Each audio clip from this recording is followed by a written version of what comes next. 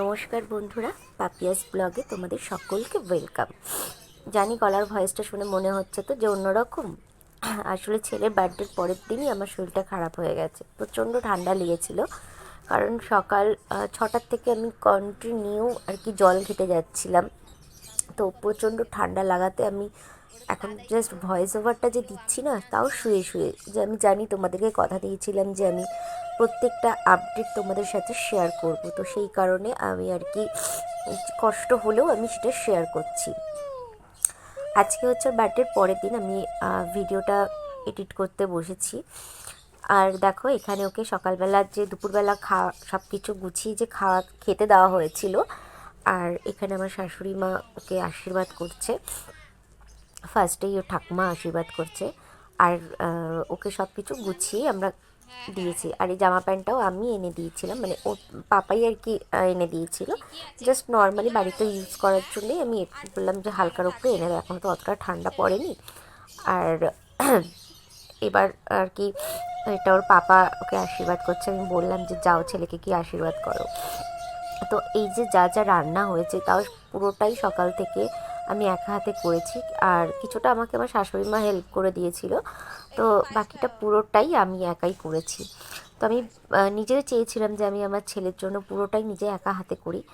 আর শুধু আমাদের জন্য না, আমরা সবাই, মানে আমার যা, আমার দেওর, শ্বশুর শাশুড়ি, সবাই আমরা এক জায়গায় কালকে খাওয়া দাওয়া করেছিলাম।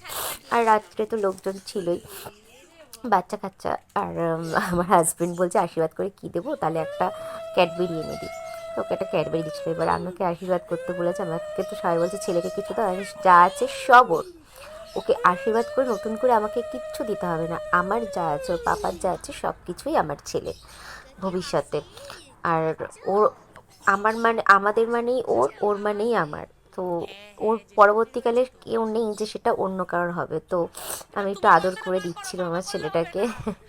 যাই হোক, মা তো একটুখানি আর কি ইমোশনাল হয়ে যাই, যে এই সময় 2 বছর আগে কত ছোট্ট ছিল, কত মানে ছোট অবস্থায় আমি কোলে তখন নিতেও পারছিলাম না। পরের দিন, সেদিন সবে হয়েছিল, আমার কোলে এসেছিল।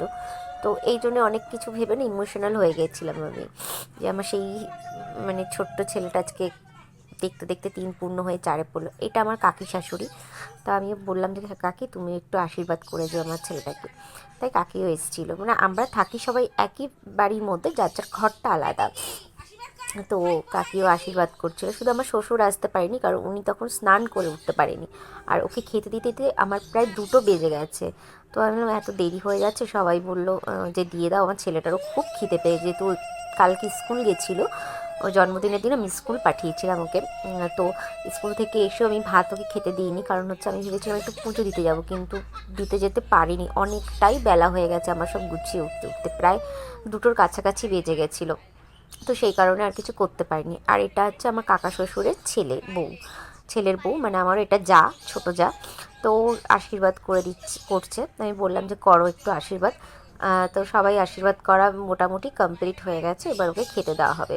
এবার চলো তোমাদের দেখাই রাত্রের ডেকোরেশন। এই দেখো, এটা আমার ননদ করেছে, আর এটাও 2টো কেক, একটা আমার মেজদি নিয়ে এসছে, আর একটা হচ্ছে ওরা মানে আমরা নিয়ে এসেছি। আমার মেজদিও একটা কেক নিয়ে এসেছিলো, জানতো না যে আমরাও কেক অর্ডার দিয়েছিলাম। ও আর কি হট করে ঠিক করেছে যে আসবে, তাই ও মিয়ামোড় থেকে কেক নিয়ে এসেছে। আর একটা আমার পাশের এক দিদি, মানে আমার যা বানায়, তো ওই আর কি দিদির কাছে আমি দিই বানাতে।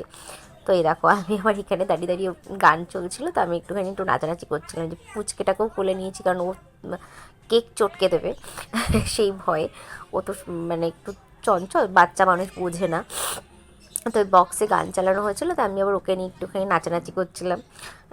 তো দেখো, সব বাচ্চা কাচ্চাও চলে এসছে, কেক কাটিং হবে, এখানে সবাই রয়েছে। এটা আমার মা, এটা আমার সেই ননদ যে আর কি সব কিছু ডেকোরেশন করিয়েছে। আমি ওকে দায়িত্ব দিয়েছি, তোকে আমি ডেকেছি, তুই শুধু এই ডেকোরেশনটা তুই কর, আমার এতটা সময় নেই বেলুন ঠেলুন ফুলিয়ে এইসব করার মতো, আমার সময়টুকু নেই। তো পুরোটাই ও করেছে এক হাতে, তো খুব সুন্দর করেছে, অল্প মধ্যে দারুণ হয়েছে, সত্যি কথা বলতে খুব সুন্দর লাগছে। ও যে তাড়াতাড়ি করে এত সুন্দর একটা করেছে।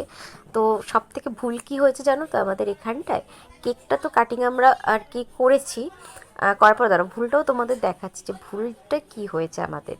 সব থেকে বড় ভুল মানে একটা হয়ে গেছিলো, মানে এত কিছুর মাঝখানে এটা যে হয়ে যাবে আমি মানে ভাবতেও পারিনি যে এত কিছু সব ঠিকঠাক করে এইটা আমার ভুল হয়ে গেল। তো সবাই এবার আমি আমার হাজব্যান্ডকে ফোন করছি, ওর বাবাকে ফোন করছি যে এসো এসো কেক কাটা হবে। তো বাবা দোকানে ছিল, বলছে যাচ্ছি যাচ্ছি করে করে, তো বাধ্য হয়ে দেরি হয়ে যাওয়াতে ভুলটা হয়ে গেছিলো। তো ওই জন্যই ওয়েট করা হচ্ছিল যে ও আসবে বলছে 5 মিনিট, বলছে একটু 5 মিনিট দাঁড়াও আমি যাচ্ছি। তো একটু চাপ ছিল দেখে দোকানে, ওর জন্য আসতে পারছিল না। আর এই যে এই ননদটাই সাজিয়েছে, আমার মামা শ্বশুরের মেয়ে, ছোটো মামা শ্বশুরের মেয়ে। তো এই দেখো ও আবার, এটা আমার জায়ের বড় ছেলে। তো ওর বেলুনগুলো ফাটাচ্ছে আর সবাই মিলে নাচ করছে। ওর ভেতরে কি ছোট ছোট ইয়ে ছিল।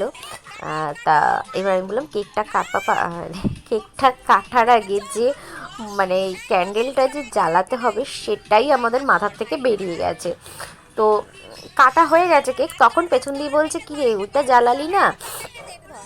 তো আমি না পরে আমি নিজে আবার হাতটা ধরে দেখাচ্ছি যে এটা আবার তোরা 2 ভাই মিলে, মানে ওটা আমার মানে কি বলবো কাকা শ্বশুরের ছেলের ঘরের ছেলে, তো ও রয়েছে। তা আমি বললাম তোরা 3 ভাই মিলে, এটা আমার মেসির ছোটো ছেলে। তা আমি বললাম তোরা 3 ভাই মিলে কেকটা কাটবে, আমি একটু ধরে দিয়েছিলাম, বাচ্চা মানুষ কাটতে পারবে না তাই জন্য। এইবার সবাই আমাকে পেছন দিক থেকে বলছে যে মোমবাতি জ্বালালি না, তুই কেক কাটিয়ে দিলি, কি ব্যাপার। আমি যে একদম ভুলে গেছি কেক যে মোমবাতিটা জ্বালাতে হবে। আমার ছেলে তো বিশাল খুশি, কখন কেক খাবে এই চিন্তা করে বেড়াচ্ছে, সব কটাই তাই, মানে কে কোনটা খাবে সেই চিন্তাটা করে বেড়াচ্ছে। তো যাই হোক, এইবার হচ্ছে মেন মোমবাতির উপরে ফোকাস পড়ে গেছে সবার। এবার হাসাহাসি হচ্ছে যে কেক কাটা হয়ে গেছে, মোমবাতি জ্বালানো হয়নি। এবার আমরা এই যে সবাই এখানে রয়েছে, তা আমি বলছি এবার আমি নিয়ে এসেছি দেশলাই, তো ওটা আর কি জ্বালানো হবে, আমি জ্বালিয়ে দিচ্ছিলাম। তো মানে এমন অবস্থা, মানে এত তাড়াহুড়ো করেছি যে ভুলেই গেছে। এবার ঠিকঠাক মানে এই ভুলটাই হয়ে গেছে, মানে সব কিছু হয়ে এখানটাই ভুলে গেছে। তো ভিডিওটা দেখতে তোমাদের কেমন লাগলো অবশ্যই কিন্তু জানাতে ভুলবে না। আর তোমরা কে কোথা থেকে আমার ভিডিও দেখছো সেটাও কিন্তু আমাকে বলো। আর আমার ভিডিও দেখতে কেমন লাগছে সেটাও আমাকে জানিও। তো সবাই ভালো থেকো, সুস্থ থেকো। আর প্লিজ আমার চ্যানেলটা একটু সাবস্ক্রাইব করে দিও যারা নতুন আছো। যে আমি এবার সবার হাতে ওদের হাতে তুলে দিচ্ছিলাম যে তোমরা ভাইকে একটু খাওয়া কেক, আর আমি আমার ছেলেকেও দিয়েছিলাম যে তুইও দাদাদেরকে একটু একটু খাওয়া। এই মানে ওরা এইসব করতে করতে আমার বিছানাটায় ফেলিস না, আজ যাই কর। আর এরা যা